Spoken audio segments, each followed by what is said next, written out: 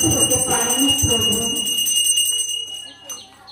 ওকে তো তোমার পারিনি হতে প্রভু, চরণে দিও মোরে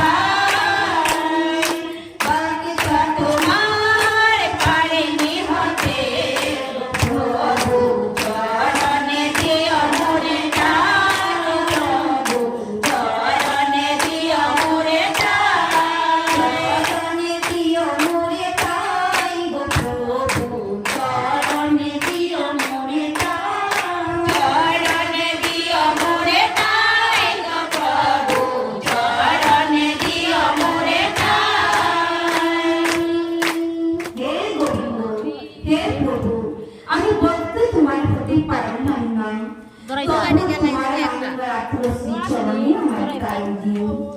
আমার শেষের দিনে তোমার শ্রীচরণে কারণ তোমার ওই বৈচিত্র্য সৃষ্টির মধ্যে প্রভু, এত বৈচিত্র্য তোমার সৃষ্টি, তোমার পৃথিবী, তুলনা দেওয়ার মতো কিছু নাই। তথাপিও আমি তোমার কাছে বারে বারে প্রার্থনা জানাই, আমার শেষের সময় শুধু তুমি আমার নয়নের দৃষ্টিতে তাকো। তো এইভাবে যদি বিষ্ণু ভগবানের কাছে আত্মসমর্পণ করে, এই যে ভগবানের কাছে ভজন করছে, আরাধনা করছে, এই শ্লোকতে আমরা কি শিক্ষা পেয়েছি? কেন এই ধরনের শিক্ষা অর্জন আমরা যদি করিতে পারি?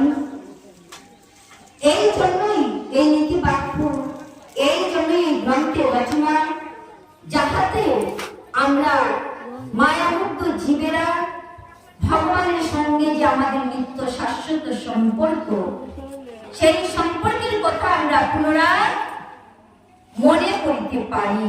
তিনি যে আমাদের পিতা, আমাদের পিতার কাছে আমাদের একদিন না একদিন ফিরে যেতেই হবে। তো কি করে যাব, কিসের মাধ্যমে যাব, সেই যাওয়ার রাস্তা কিন্তু আমাদের পরিষ্কার করিতে হবে। রাস্তা যদি পরিষ্কার না থাকে, রাস্তাতে যদি কণ্টক থাকে, কাটা থাকে, তাহলে আমরা সেই রাস্তায় কি করে যাব? এই জন্যই শ্রীমদ্ ভাগবতম, যে ভাগবতম হৃদয়ঙ্গম করিলে, যে ভাগবতম অমৃত ধারা শ্রবণ করিলে আমাদের যাওয়ার পথে রাস্তায় কোনো কণ্টক থাকিবে না।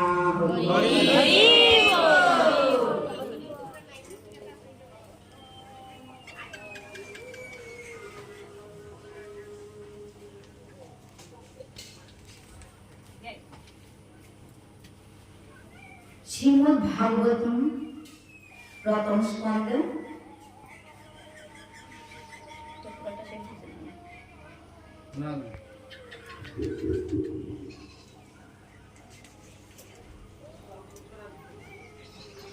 তো এখানে প্রথম স্কন্ধে আমরা একটা শ্লোক দেখিতে পাইতেছি।